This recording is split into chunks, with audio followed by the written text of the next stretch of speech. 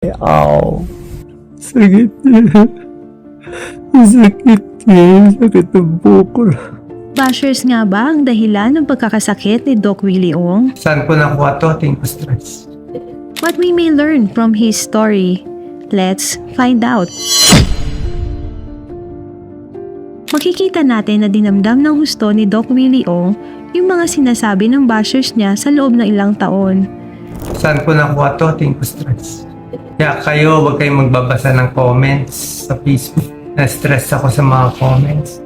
Na-stress ako sa mga bashers. Kahit konti na na-stress ako. Na-stress ako kasi hindi tunay lahat ng sinasabi.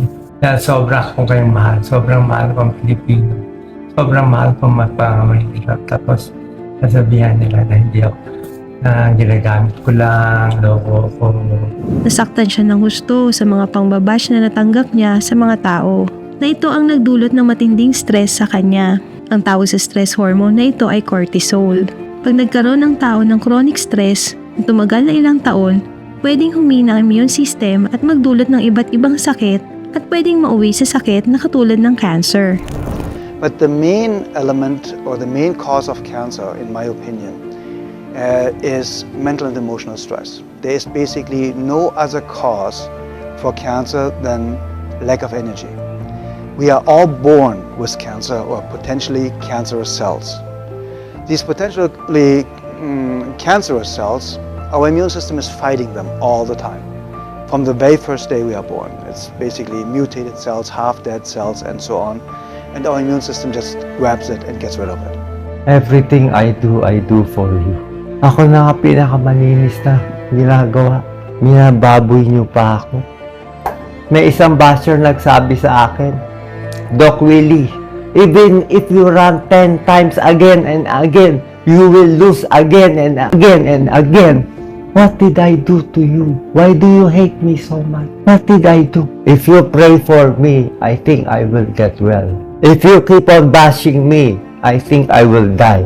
I think I got all this pain from negative thoughts, negative emotion, from all the hurt, from all the bashing I got from the 2022 Vice Presidential campaign. I got so many bashing. I just ran for Vice President. What did I do wrong? What we may learn from Doc Willie's story? Palagi natin tatandaan na pag tayo ay pumasok sa social media, hindi mawawala ang mga bashers. Dapat handa ang puso at isip natin sa ganyang sitwasyon.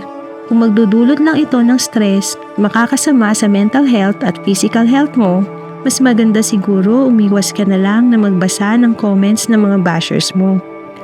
Let's all pray na maalis na ang mga negative thoughts ni Doc Willie at magkaroon din siya ng forgiveness sa puso niya para gumaan na ang damdamin niya, lalo na ngayon na dumadaan siya sa chemotherapy. Let's pray for Doc Willie. Heavenly Father, in the name of Jesus, by the power of the Holy Spirit, we entrust to you the health and recovery of Doc Willie. Give him strength, and we believe you are a miracle-working God. We pray that he will forgive those who hurt him. May he experience your love and give him provisions that surpasses all understanding. We pray, Lord, that he will accept you as his personal Lord and Savior. In Jesus' name we pray. Amen. Sabi sa Bible, Ephesians 4:31-32, let all bitterness and wrath and anger and clamor and slander be put away from you, along with all malice. Be kind to one another, tender-hearted, forgiving one another as God in Christ forgave you. God bless everyone.